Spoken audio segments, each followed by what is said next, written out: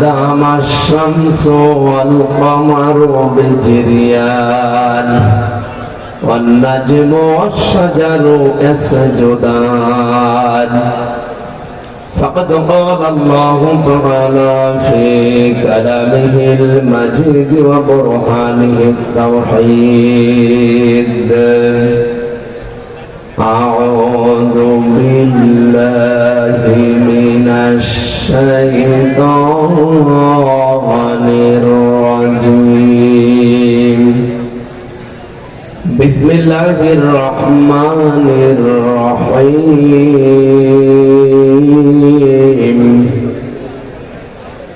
فكلا أخذنا بذنبه فمنهم من أرسلنا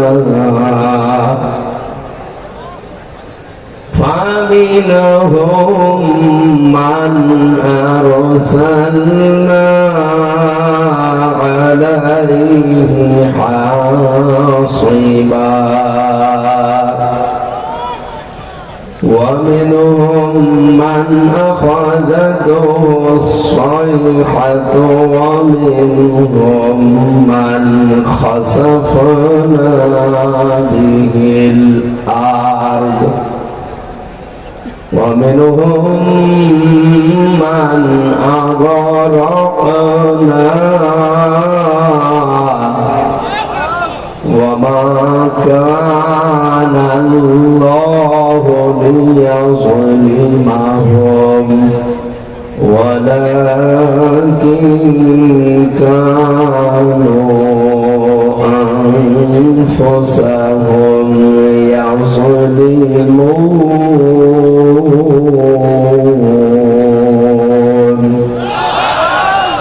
صدقت يا ربنا. عن أبي هريرة رضي الله تعالى عنه قال قال النبي صلى الله عليه وسلم إن العبد إذا أذنب ذنبا كانت نقطة سوداء في قلبه إلى آخر الحديث رواه ابن ماجه. وقال تعالى في شان حبيبي ما كان محمد أبا أحد من رجالكم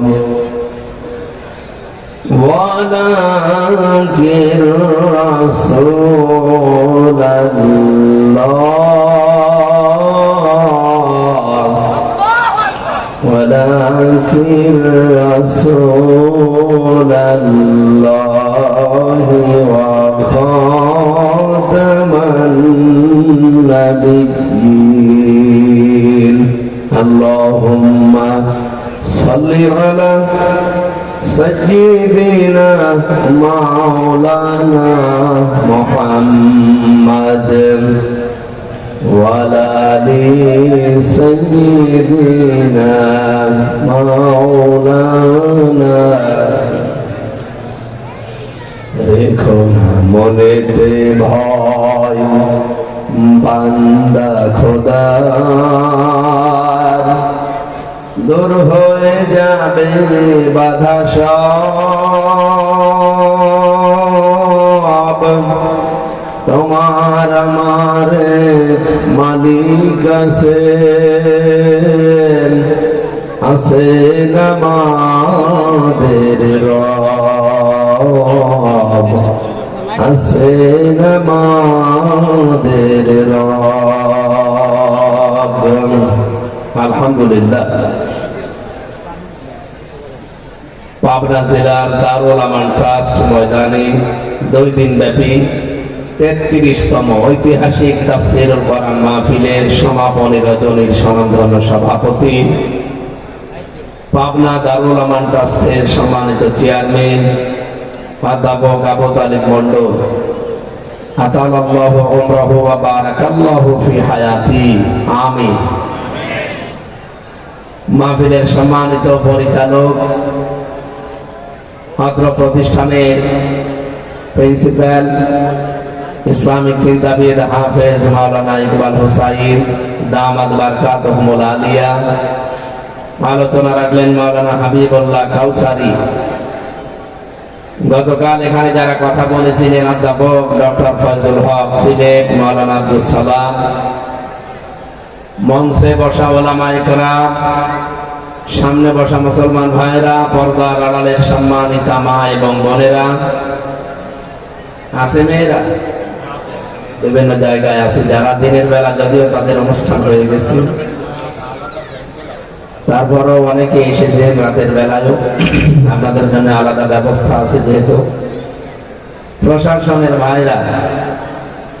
আপনারা জানেন সামনে জাতীয় সংসদ সদস্য নির্বাচিত হওয়ার জন্য অলরেডি তফসিল ঘোষণা হয়ে গেছে এবং নির্বাচনের যে তারিখ, ভোটের তারিখ পর্যন্ত আমরা জেনেছি।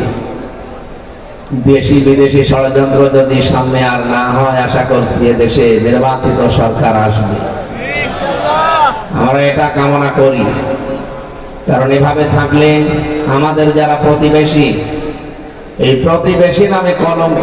পৃথিবীতে এরকম প্রতিবেশী আমি আর কোন দেশের পাশে অন্তত দেখি তো নাই, শুনিও না।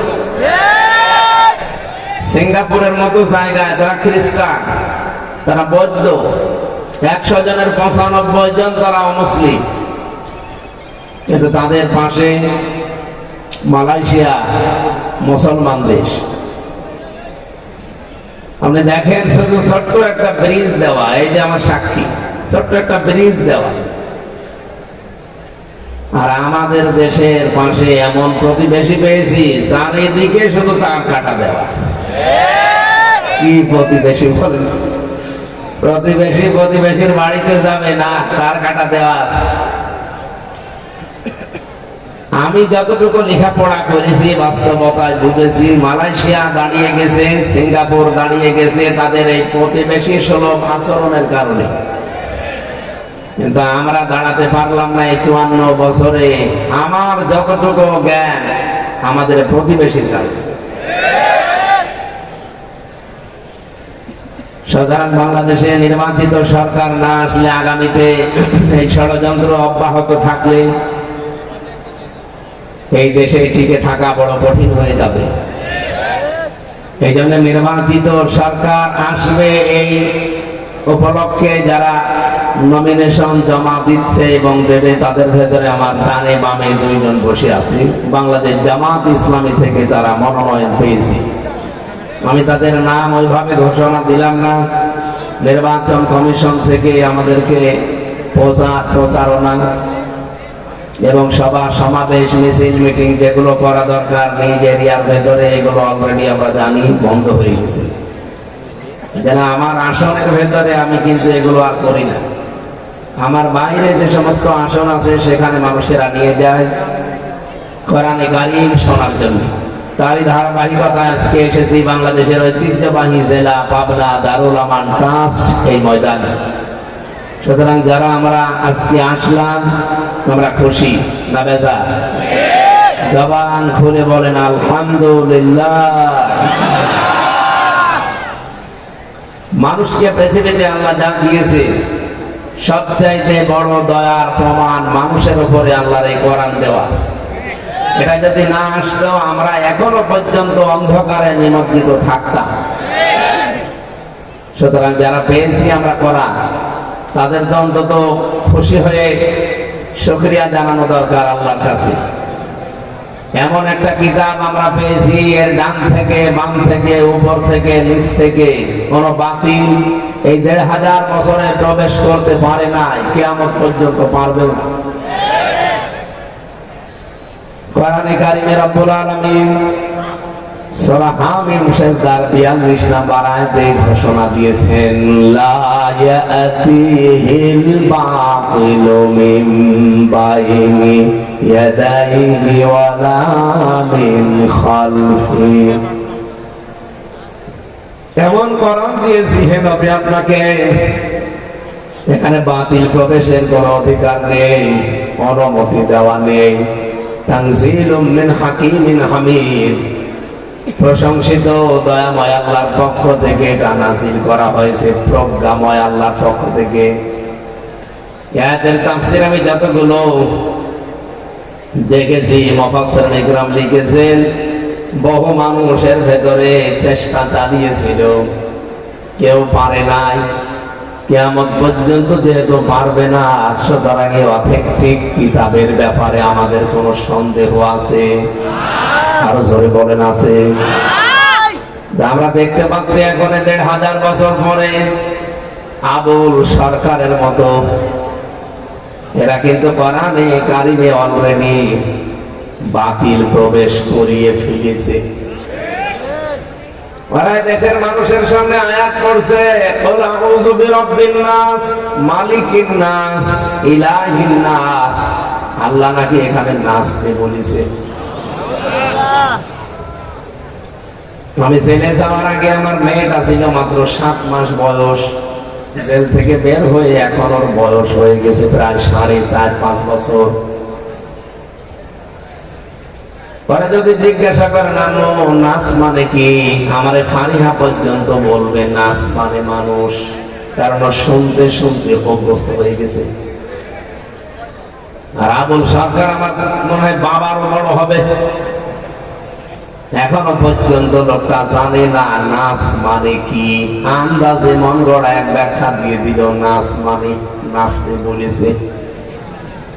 এত বড় অথেন্টিক কিতাবের ব্যাপারে যারা এরকম কথা বলতে পারে, আল্লাহর ঘোষণা হচ্ছে লা আখাযনা মিনহু বিল ইয়ামিন সুম্মা লাকাতা'না মিনহুল ওয়াতিন ফামা মিনকুম মিন আহাদিন আনহু হাজিসিন।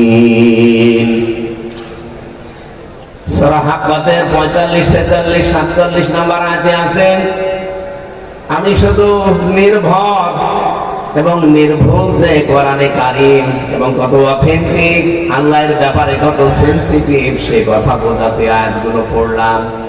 নবীকে আল্লাহ ডাক দিয়েছেন লা খাজনা, আমি আপনাকে ধরতাম। এদিকে থাকুন, এখানে ধরার কথা আল্লাহ নিজে বললেন যে আমি ধরতাম। কি দিয়ে? মিনহু বিল ইয়ামিন, আমি আল্লাহ আমার ডান হাত দিয়ে আপনাকে আমি চেপে ধরতাম। এতদিন আমরা সিলেবাস ভুক্ত যারা আলেম, এখানে অনেকেই বসে আছে, এখন যদি জিজ্ঞাসা করে আয়াতের বাংলা অর্থ করেন তো মুখস্থ আছে, বলে দেবে হে নবী আপনার ডান হাত চেপে ধরতাম, কণ্ঠ নালী কেটে ফেলে দিতাম না।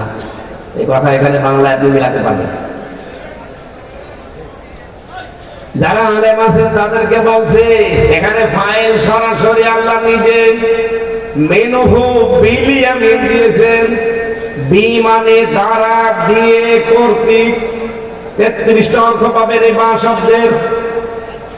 আল্লাহ পাক বলেন হে নবী আমি আমার ডান হাত দিয়ে আপনাকে চেপে ধরতাম, আপনার ডান হাত ধরতাম না, আমার ডান হাত দিয়ে ধরতাম।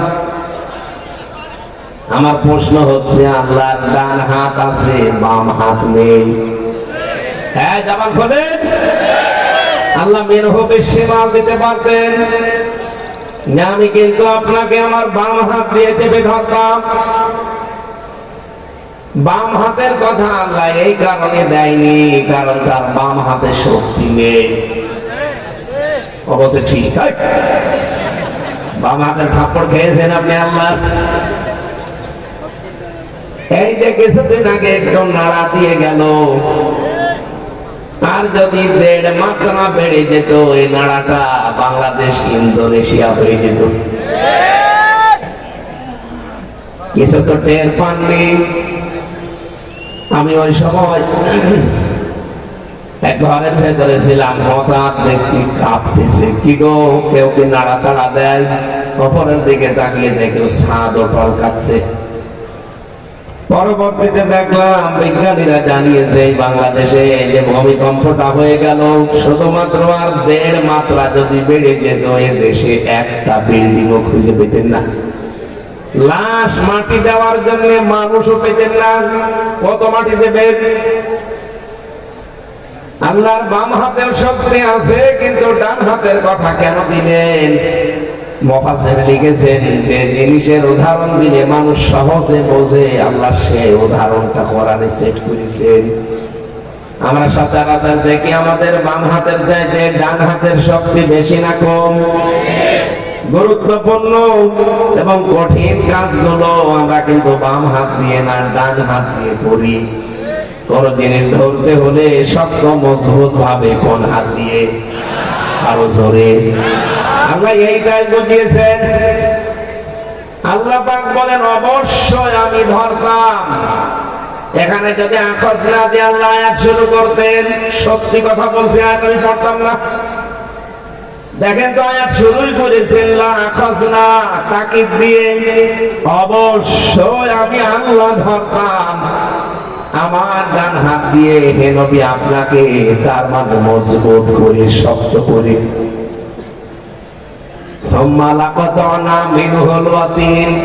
শুধুমাত্র ধরতাম না, আপনি যে ধমনী দিয়ে কথা বলেন, এই জহবাই কণ্ঠনালী এটা আমি কেটে ফেলে দিতাম। আয়াতটা পড়ার পরে আমি চমকে গেছি, আল্লাহ কি বললেন? যেই নবীকে কোনদিন আপনি নাম ধরে ডাকেননি তার সম্মান নষ্ট হবে, এ কারণে যেখানে নাম ধরেছেন সঙ্গে সঙ্গে রিসালাতের ঘোষণা দিয়ে তার সম্মান আরো বাড়িয়ে দিয়েছেন। পড়া কোরআনে আপনি 4 জায়গায় তার নাম পাবেন, কিন্তু যেখানেই মুহাম্মদ সঙ্গে সঙ্গে আছে মুহাম্মাদুর রাসূলুল্লাহ। ওয়ামা মুহাম্মাদুন ইল্লা রাসূল মা কানা মুহাম্মাদুন আবা আহাদিম মির রিজালিকুম ওয়ালাকিন রাসূলুল্লাহ। সূরা মুহাম্মাদের ভেতরে এক জায়গায় আছে নুজিলা আলা মুহাম্মাদ ওয়া হুয়াল হাক্কু মির রাব্বিহ। এই জায়গাগুলোতে আল্লাহ নাম ধরেছেন ঠিক, কিন্তু শুধু নাম ধরেননি, রিসালাতের ঘোষণা দিয়ে সম্মান যা ছিল আরো বাড়িয়ে দিয়েছেন। অথচ এই আয়াতের ভেতরে আল্লাহ বলেন, হে নবী আপনার কণ্ঠ নালে আমি আল্লাহ কেটে ফেলতাম। কারণ কোরআনে কারিমের ভেতরে কারো কথা নেই, যা আছে সব আমার নিজের কথা। এগুলো সব আমার কুদরতের জবান থেকে বের হওয়া কথা, এত অথেন্টিক। আপনি নিজের কথা যদি আমার নামে চালিয়ে দিতেন যে এইগুলো আল্লাহ বলেছেন, তাহলে আপনাকে আমি ছাড়তাম না। আমি এই আয়াতের বিজ্ঞান ভিত্তিক তাফসীর পড়তে গিয়ে দেখেছি মানুষ যে কথা বলে, আমরা যে কথা বলতে পারি, আল্লামাহুল বায়ান। এই আয়াতের তাফসীর করতে গিয়ে মুফাসসির লিখেছেন আধুনিক বিজ্ঞানী যারা, আধুনিক তাফসীরে বেশি কথা বলতে গেলে 27টা ধাক্কা লাগে কণ্ঠের ভেতরে। আমি যে কথা বলছি এক একটা কথা তৈরি হতে 27টা স্তর পার করা লাগছে, তারপর একটা কথা তৈরি হয়। আল্লাহ পাক বলেন এই কথা বলার যে জায়গাটা, এটা আমি সেট করে দিতাম, কেটে ফেলতাম। কোরআন হাদিস তো বলে প্রতিটি স্তরে একজন করে ফেরেশতা আল্লাহ বসিয়ে রেখেছে। আর বিজ্ঞান বলছে এই প্রত্যেকটা স্তরে এক জায়গা থেকে আরেক জায়গা, আরেক জায়গা থেকে আরেক জায়গা কথাগুলো এভাবে একটার সাথে আরেকটা যায়। 27 নাম্বার জায়গায় যে বসে আছে উনি তখন এই পৃথিবীর জমিনে এই মুখের গর্ভ থেকে কথাটা বের করে দেয়। অভাবনাবাসী আল্লাহ পাক তো বলতে পারতেন, হে নবী এই 27 জন ফেরেশতার একজনকে বলতাম যে তুমি দায়িত্ব পালন করবা না, আপনি আর কথা বলতে পারতেন না। তো কেন বললেন যে আপনার কণ্ঠ নালী আমি কেটে ফেলে দিতাম? ফামা মিনকুম মিন আহাদিন আনহু হাজিজিন। এই ব্যাপারে আমাকে বাধা দেওয়ার মতো বা আপনাকে বাঁচানোর মতো সক্ষমতা আমার হাত থেকে কারো ছিল না। এত বড় অথেন্টিক কথা কোরআন ছাড়া পৃথিবীর কোন বইয়ের ব্যাপারে আমরা পেয়েছি? আরো জোরে বলেন। এর আগেও তো কত কিতাব আল্লাহ দিয়েছিলেন, আমরা জেনেছি 104 খানা কিতাবে পৃথিবীতে এসেছে। 100টা বড় বড় আর 4টা বড় বড় কিতাব আর 100টা সহিফা। কোন কিতাবের ব্যাপারে আল্লাহর ঘোষণা নেই ইন্না নাহনু নাযালনা যিকরা ওয়া ইন্না লাহু লাহাফিজুন। এটা আমি আল্লাহ নিজে নাযিল করেছি, আর এর হেফাজতের দায়িত্ব আমি আল্লাহ নিজে নিয়েছি।